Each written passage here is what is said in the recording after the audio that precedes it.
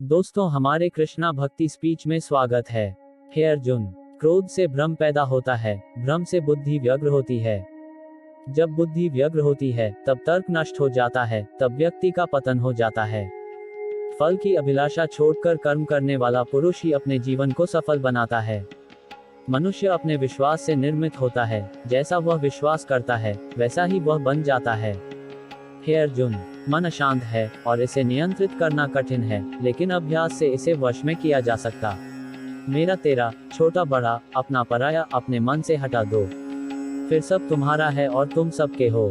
जो हुआ अच्छा हुआ, जो हो रहा है वह अच्छा हो रहा है, और जो होगा वह भी अच्छा होगा। मैं सभी प्राणियों को एक समान रूप से देखता हूँ। मेरे लिए ना कोई कम प्रिय है ना ही ज्यादा, लेकिन जो मनुष्य मेरी प्रेम पूर्वक आराधना करते हैं वो मेरे भीतर रहते हैं और मैं उनके जीवन में आता हूँ। धरती पर जिस प्रकार मौसम बदलते रहते हैं, उसी प्रकार व्यक्ति के जीवन में भी सुख दुख आते जाते रहते हैं।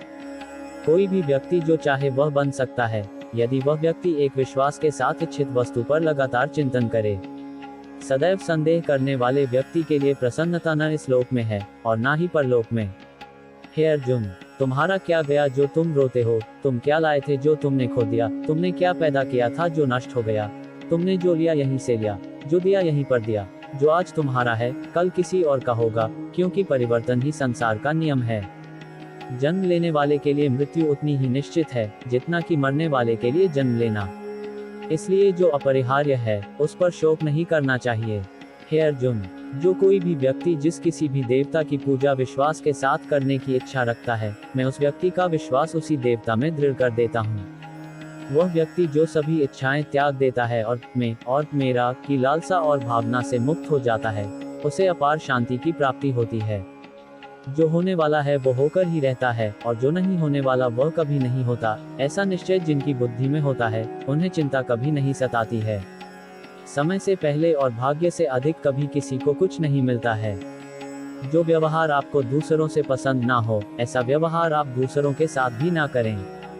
जब जब इस धरती पर पाप, अहंकार और अधर्म बढ़ेगा, तो उसका विनाश कर पुनः धर्म की स्थापना करने हेतु मैं अवश्य अवतार लेता रहूंगा। हे अर्जुन, मैं भूतकाल, वर्तमान और भविष्यकाल के सभी जीवों को जानता हूँ, लेकिन वास्तविकता में कोई मुझे नहीं जानता है। केवल व्यक्ति का मन ही किसी का मित्र और शत्रु होता है।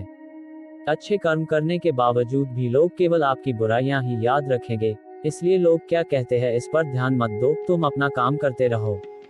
मनुष्य को परिणाम की चिंता किए बिना लोभ लालच और निस्वार्थ और निष्पक्ष होकर अपने कर्तव्यों का पालन करना चाहिए। मानव कल्याण ही भगवत गीता का प्रमुख उद्देश्य है, इसलिए मनुष्य को अपने कर्तव्यों का पालन करते समय मानव कल्याण को प्राथमिकता देना चाहिए। मनुष्य को जीवन की चुनौतियों से भागना नहीं चाहिए और न ही भाग्य और ईश्वर की इच्छा जैसे बहानों का प्रयोग करना चाहिए। अपने आप को भगवान के प्रति समर्पित कर दो, यही सबसे बड़ा सहारा है। जो कोई भी इस सहारे को पहचान गया है वह डर, चिंता और दुखों से आजाद रहता है। न तो यह शरीर तुम्हारा है और न ही तुम इस शरीर के मालिक हो। यह शरीर 5 तत्वों से बना है, आग, जल, वायु, पृथ्वी और आकाश। एक दिन यह शरीर इन्हीं 5 तत्वों में विलीन हो जाएगा। जब इंसान अपने काम में आनंद खोज लेते हैं तब वे पूर्णता प्राप्त करते हैं। हे अर्जुन, मैं धरती का मधुर सुगंध हूँ, मैं अग्नि की ऊष्मा हूँ, सभी जीवित प्राणियों का जीवन और सन्यासियों का आत्मसंयम भी मैं ही हूँ। मन की गतिविधियों, होश, श्वास और भावनाओं के माध्यम से भगवान की शक्ति सदा तुम्हारे साथ है। जिस प्रकार अग्नि स्वर्ण को परखती है, उसी प्रकार संकट वीर पुरुषों को। यह सृष्टि कर्म क्षेत्र है, बिना कर्म किए यहाँ कुछ भी हासिल नहीं हो सकता। जो दान बिना सत्कार के कुपात्र को दिया जाता है वह तमस दान कहलाता है। जो मनुष्य जिस प्रकार से ईश्वर का स्मरण करता है उसी के अनुसार ईश्वर उसे फल देते हैं। कंस ने श्री कृष्ण को सदैव मृत्यु के लिए स्मरण किया तो श्री कृष्ण ने भी कंस को मृत्यु प्रदान की। अतः परमात्मा को उसी रूप में स्मरण करना चाहिए जिस रूप में मानव उन्हें पाना चाहता है। आत्मज्ञान की तलवार से अपने हृदय से अज्ञान के संदेह को काटकर अलग कर दो। उठो, अनुशासित रहो। सफलता जिस ताले में बंद रहती है वह 2 चाबियों से खुलती है, एक कठिन परिश्रम और दूसरा दृढ़ संकल्प। जिस तरह प्रकाश की ज्योति अंधेरे में चमकती है, ठीक उसी प्रकार सत्य भी चमकता है। इसलिए हमेशा सत्य की राह पर चलना चाहिए। अपने परम भक्तों, जो हमेशा मेरा स्मरण या एक चित मन से मेरा पूजन करते हैं, मैं व्यक्तिगत रूप से उनके कल्याण का उत्तरदायित्व लेता हूँ। मनुष्य को अपने कर्मों के संभावित परिणामों से प्राप्त होने वाली विजय या पराजय, लाभ या हानि, प्रसन्नता या दैख इत्यादि के बारे में सोचकर चिंता से ग्रसित नहीं होना चाहिए। श्रेष्ठ पुरुष को सदैव अपने पद और गरिमा के अनुरूप कार्य करने चाहिए, क्योंकि श्रेष्ठ पुरुष जैसा व्यवहार करेंगे तो इन्हीं आदर्शों के अनुरूप सामान्य पुरुष भी वैसा ही व्यवहार करेंगे। जिसने मन को जीत लिया है, उसने पहले ही परमात्मा को प्राप्त कर लिया है, क्योंकि उसने शांति प्राप्त कर ली है। ऐसे मनुष्य के लिए सुख दुख, सर्दी गर्मी और मान अपमान एक से है। मनुष्य का मन इंद्रियों के चक्रव्यूह के कारण भ्रमित रहता है, जो वासना, लालच, आलस्य जैसी बुरी आदतों से ग्रसित हो जाता है। इसलिए मनुष्य का अपने मन एवं आत्मा पर पूर्ण नियंत्रण होना चाहिए। नैन छिन्दन्ति शस्त्राणि नैन दहति पावकः, न चैन क्लेदयन्त्यपो न शोषयति मारुतः। भावार्थ, आत्मा को शस्त्र काट नहीं सकते और न अग्नि इसे जला सकती है, जल इसे गीला नहीं कर सकता और वायु इसे सुखा नहीं सकती। न जायते म्रियते वा कदाचिना, यम भूत्वा भविता वा न भूयः। अजो नित्यः शाश्वतो पुराणो, न हन्यते हन्यमाने शरीरे। भावार्थ, आत्मा किसी काल में भी न जन्मता है और न मरता है और न यह एक बार होकर फिर अभावरूप होने वाला है। आत्मा अजन्मा, नित्य, शाश्वत और पुरातन है। शरीर के नाश होने पर भी इसका नाश नहीं होता। जातस्य हि ध्रुवो मृत्युर्ध्रुव जन्म मृत्स्य च, तस्मात् परिहार्यर्थे न त्व शोचितुमर्हसि।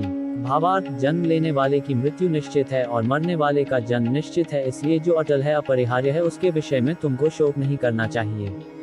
देहिनोस्मिन् यथा देहे कौमार यौवन जरा, तथा देहांतर प्राप्तिर्धीरस्तत्र न मुह्यति।